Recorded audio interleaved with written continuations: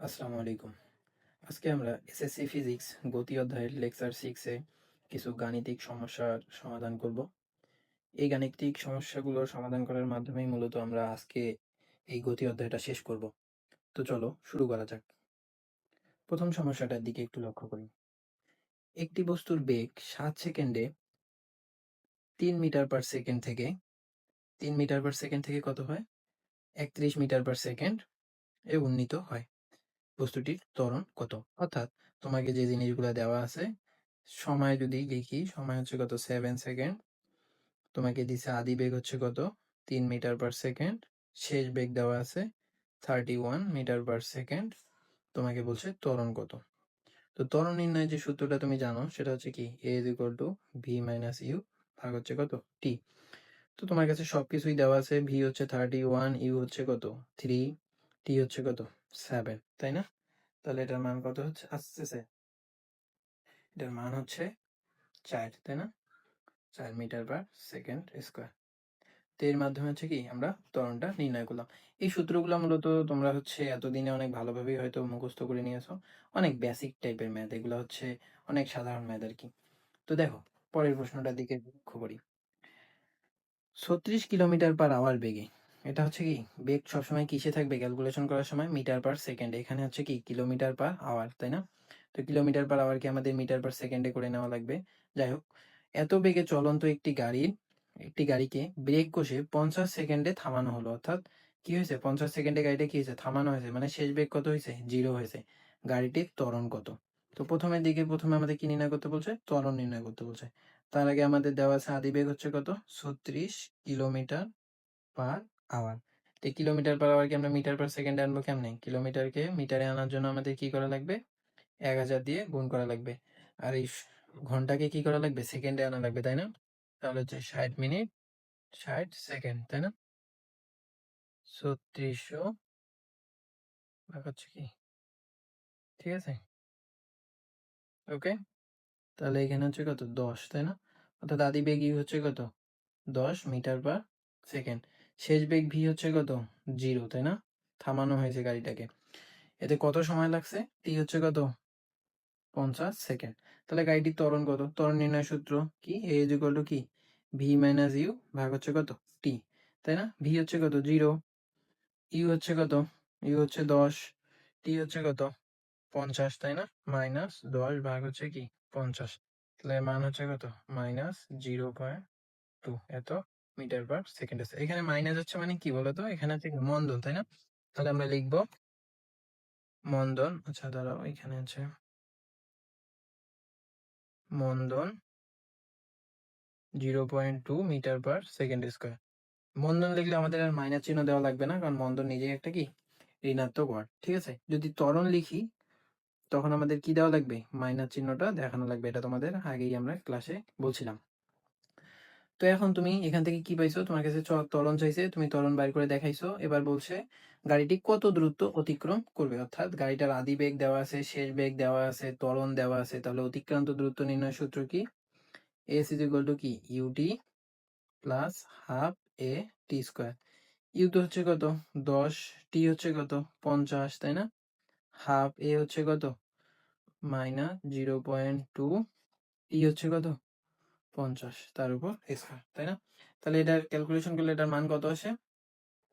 এটার মান আসবে 250 মিটার, ঠিক আছে? তোমরা হচ্ছে ক্যালকুলেটরে ক্যালকুলেশন করে দেখো, মান হচ্ছে কত? 250 মিটার। তাহলে অতিক্রান্ত দূরত্ব কত দূরত্ব অতিক্রম করবে সেটাও তোমরা কি নির্ণয় করতে পারলে।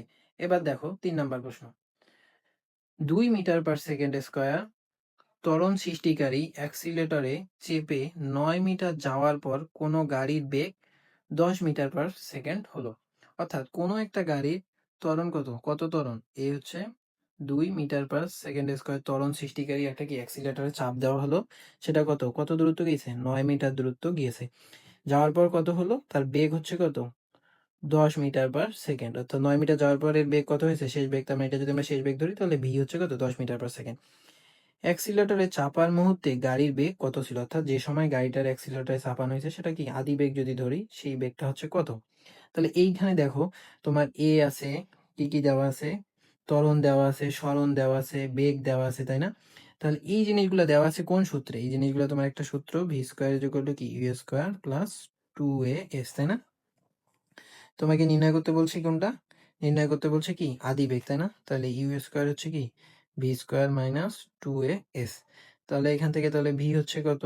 10 স্কোয়ার মাইনাস 2, এ হচ্ছে কত? এ হচ্ছে 2, এস হচ্ছে কত? 9, তাই না? 100 বিয়োগ হচ্ছে কত? 36। তাহলে এখানে পাচ্ছে কত? 64। অর্থাৎ u square is equal to কত? 64, তাই না? U square is equal to 64 হলে ইউ ইজ ইকুয়াল টু কত? 64 এত মিটার পার সেকেন্ড। তাহলে গাড়িটার আদিবেগ কত ছিল?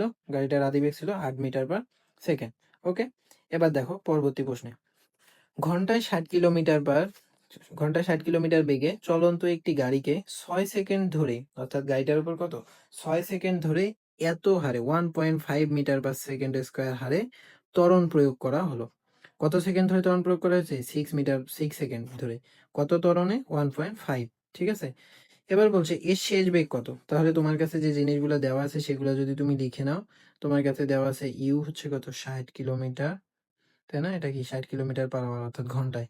তাহলে এটাকে তুমি কি করো 60 গুণন হচ্ছে কত 1000 ভাগ হচ্ছে কত 3600, তাই না?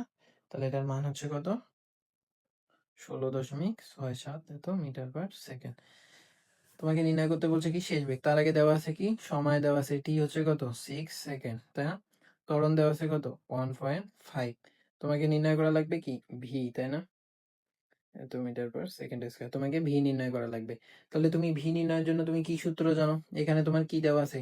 ত্বরণ দেওয়া আছে, ত্বরণ দেওয়া আছে, আদিবেগ দেওয়া আছে, আর হচ্ছে কি সময় দেওয়া আছে, তাই না? তাহলে তুমি কি জানো? ভি ইজ ইকুয়াল টু কি জানো? ইউ প্লাস এটি, তাই না? এই জিনিসগুলোই তো এখানে দেওয়া আছে। জাস্ট তোমার লাগবে কি, তোমাকে লাগবে শেষ বেগ। তো শেষ বেগ যদি ভি, তাহলে হচ্ছে কি ইউ হচ্ছে কত 16.67 প্লাস হচ্ছে এ হচ্ছে কত? এ হচ্ছে 1.5, টি হচ্ছে কত 6 সেকেন্ড, তাই না? টি হচ্ছে 6 সেকেন্ড। তাহলে এটার মান কত আসতেছে? এটা হচ্ছে ক্যালকুলেশন করলে এটার মান কত আসবে?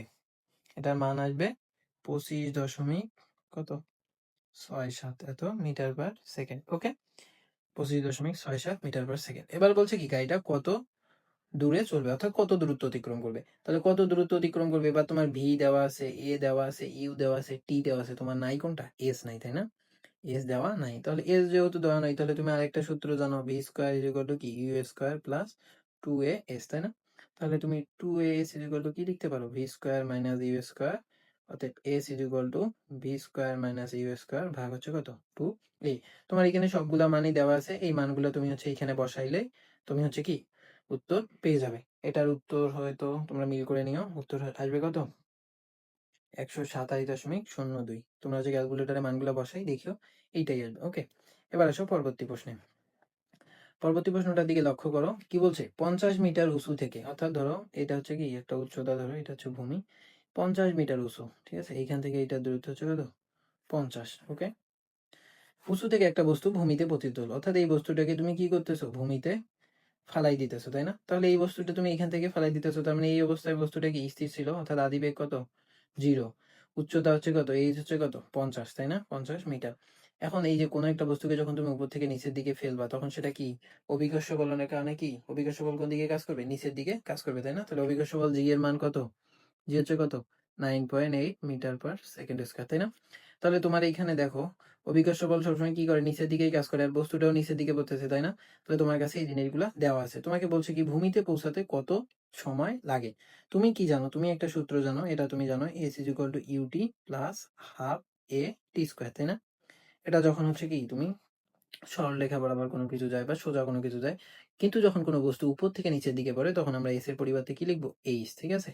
ইউটি প্লাস হাফ এর জায়গায় কি লিখবো? ত্বরণের জায়গায় জি লিখবো টি স্কোয়ার, ঠিক আছে? এখন কোনো একটা বস্তু যখন উপর থেকে নিচের দিকে পড়তেছে তখন তুমি এই সূত্র লিখতে পারো, কিন্তু কোনো একটা বস্তুকে যখন তুমি নিচ থেকে উপরের দিকে, ধরো এখান থেকে এবার একটা তুমি বলকে উপরের দিকে নিক্ষেপ করছো, তখন তুমি তাহলে যদি তোমাকে বলে কত উচ্চতায় উঠবে, তখন উচ্চতা নির্ণয় সূত্র যদি লেখো ইউটি মাইনাস হাফ জি টি স্কোয়ার। কারণ কি মাইনাস কেন? আগের বার হচ্ছে কি করছো তুমি, পৃথিবীর অভিকর্ষ বল যেদিকে কাজ করতেছে বস্তুটাও সেদিকে টানতেছে, অর্থাৎ অভিকর্ষ বল নিচের দিকে কাজ করে, বলটিও নিচের দিকে আসতেছে। এবার হচ্ছে কি তুমি বলটাকে উপরের দিকে থাকো, উপরের দিকে নিক্ষেপ করছো। অভিকর্ষ বল বলটাকে চাইতেছে নিচের দিকে আনতে, কিন্তু বলটা কাজ করতেছে কি বিপরীত দিকে, তাই না? এই জন্য এখানে আমরা কি করি, অর্থাৎ জি এর মান হচ্ছে কি তখন মাইনাস হয়, তো মাইনাসের কারণে প্লাসে মাইনাসে মাইনাস। যাই হোক, তো তোমাদের তো এই ম্যাথে এটা লাগতেছে না, তোমাদের যে সূত্রটা লাগবে সেটা হচ্ছে কি এইটা। ওকে, এই সূত্র তোমাদের লাগতেছে। তাহলে এইখানে তুমি এইচ তুমি জানো, এইচ হচ্ছে কত 50, ইউ হচ্ছে কত 0, টি গুণ করলে তো 0ই থাকবে, তাহলে হাফ 9.8। তোমাকে নির্ণয় করতে বলছে কি কত সময় লাগবে টি স্কোয়ার, তাই না? তাহলে এটা হচ্ছে কত, টি স্কোয়ার ইজ ইকুয়াল টু কত পাচ্ছ, তো 50 গুণন 2 ভাগ হচ্ছে কত 9.8। ঠিক আছে, তাহলে এটার মান কত আসতেছে, এটার মান আসবে, তাহলে এখানে যদি তুমি একেবারেই লিখো, একেবারেই আমরা যদি লিখি তাহলে টি ইজ ইকুয়াল টু কত, রুট ওভার 10.204, অর্থাৎ টি ইজ ইকুয়াল টু কত 3.2 সেকেন্ড। ঠিক আছে, তো এখান থেকে আমরা কি বের করলাম, সময় বের করলাম। কোন সূত্র ব্যবহার করলাম, কেন বের করলাম, কেন এই সূত্র লিখলাম, সবকিছুই কি তোমরা হয়তো বুঝতে পারছো। যাই হোক, এবার আসো কি পরবর্তী প্রশ্নে, এখানে কি বলছে, ভূমি স্পর্শ করার মুহূর্তে এর বেগ কত হবে। অর্থাৎ এই যে বস্তুটা যখন এইখানে আসে স্পর্শ করবে, এই বলটা যখন এই মাটিতে স্পর্শ করবে, ঠিক সেই মুহূর্তে এর বেগ কত। ঠিক আছে, অর্থাৎ শেষ বেগ নির্ণয় করতে বলছে, শেষ বেগ ভি নির্ণয় করতে বলছে।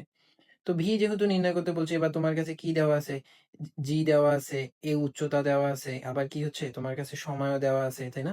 আদি বেগও দেওয়া আছে, তাহলে তুমি শেষ বেগ নির্ণয় করতে পারবে না তোমার কাছে। তাহলে শেষ বেগ নির্ণয় যদি তুমি সূত্র লিখো, তাহলে কি তুমি কি জানো, v square is equal to u square plus 2জি এইচ, তাই না? এই সূত্র তুমি জানো না? তাহলে এই সূত্র যদি তুমি জানো, তাহলে ইউ এর মান কত 0, 2জি হচ্ছে কত 9.8, এইচ হচ্ছে কত 50, তাই না? ভি স্কোয়ার, অতএব ভির মান কত আসতেছে, তাহলে ভির মান হচ্ছে আসতেছে, এটা ভি স্কোয়ারের মান হচ্ছে কত 980, আর ভির মান আসবে কত 31.3 মিটার পার সেকেন্ড। ওকে, আসলে তুমি পরীক্ষার হলে যখন তুমি দেওয়া আছে দিয়ে কি কি মানগুলা তোমার দেওয়া আছে, যে যখন তুমি লিখবা তখন তুমি এমনিতেই বুঝতে পারবা যে তোমার কোন সূত্র ব্যবহার করা লাগবে। তো এই কোন সূত্র ব্যবহার করব, কখন কোন সূত্র ব্যবহার করব, কেন এই সূত্রটা ব্যবহার করতেছি, এগুলো মূলত তুমি দেওয়া আছে দেওয়া লেখার পর যখন তোমার যে জিনিসগুলো দেওয়া আছে সেগুলো যখন তুমি খাতায় লিখবা তখনই বুঝবা আমার এখানে যেহেতু এই জিনিসগুলো আছে, তো এই জিনিসগুলো তো শুধুমাত্র এই সূত্রই আছে, তো আমি এই সূত্রই ব্যবহার করতে পারবো, তখন বুঝে যাবে। আর এটা হচ্ছে প্র্যাকটিস করলে এমনিতেও বুঝবা। তো দেওয়া আছে দিয়ে লিখলেই মূলত তুমি বুঝতে পারবা যে এখানে কোন সূত্র ব্যবহার করা লাগবে। যাই হোক, এবার দেখো পরবর্তী সূত্র প্রশ্নটা, একটি ট্রেন 20 মিটার পার সেকেন্ড বেগে চলছিল, তাহলে ট্রেনের বেগ কত, তুমি এইভাবে পরীক্ষাটা হলেও লিখবা, আদি বেগ 20 মিটার পার সেকেন্ড। ব্রেক কষায় এটা কি সমমন্দনে চলে 300 মিটার দূরত্ব গিয়ে থেমে গেল, অর্থাৎ শেষ বেগ কত হয়েছে 300 হয়েছে। এই শেষ বেগ 300 হওয়ার জন্য সে কত দূরত্ব অতিক্রম করছে, 300, সরি, শেষ বেগ হচ্ছে 0 হয়েছে, তাই না? থেমে গেছে, তার মানে শেষ বেগ 0। এই 0 হওয়ার জন্য কত মিটার দূরত্ব অতিক্রম করছে, 300 মিটার দূরত্ব অতিক্রম করেছে। এবার বলছে মন্দন কত। আচ্ছা, মন্দন নির্ণয় করতে বলছে তোমাকে, তাহলে তুমি মন্দন নির্ণয় করতে বলছে, তাহলে তুমি মন্দন নির্ণয় করতে পারবে না। তুমি কি জানো, তুমি এই 3টা জিনিস তোমার কাছে দেওয়া আছে, আর কিছু কি দেওয়া আছে, আর কিছু তোমার কাছে দেওয়া নাই। তোমাকে ও শেষ বেগ দেওয়া আছে, হ্যাঁ হ্যাঁ, তাহলে তুমি মন্দন নির্ণয় করতে পারবে না? অবশ্যই পারবা, কারণ কি তুমি জানো v square is equal to কি u square plus 2a s, তাই না? এই সূত্র তো তুমি জানো, জানো না? এই সূত্র তুমি জানো। তো যেহেতু মন্দন, এটা আমরা ত্বরণের ক্ষেত্রে এই সূত্র ব্যবহার করি, যেহেতু মন্দন তার মানে কি এর মান মাইনাস, তাহলে তুমি v square is equal to u square minus 2as লিখতে পারো। তাহলে এইখান থেকে তুমি কি লিখবা, 2as ইজ ইকুয়াল টু কি u square minus v square, তাহলে তোমার নির্ণয় করা লাগবে কি a, তাই না? U square minus v square ভাগ হচ্ছে কি 2s, তাহলে ইউ এর মান হচ্ছে কত 20, তার উপর স্কোয়ার ইন্টু কত 0, 2 গুণন s2 হচ্ছে কত 300, তাই না? তাহলে এইখান থেকে তুমি ত্বরণ পেয়ে যাচ্ছ, ত্বরণের মান কত আসতেছে 0.67 এত মিটার পার সেকেন্ড। ওকে, তো এইখানে তুমি কিন্তু এই সূত্র ধরেও করতে পারো, তখন তোমার ত্বরণের মান একটা মাইনাস মান আসবে, তখন তুমি বলবা যে মন্দন এত।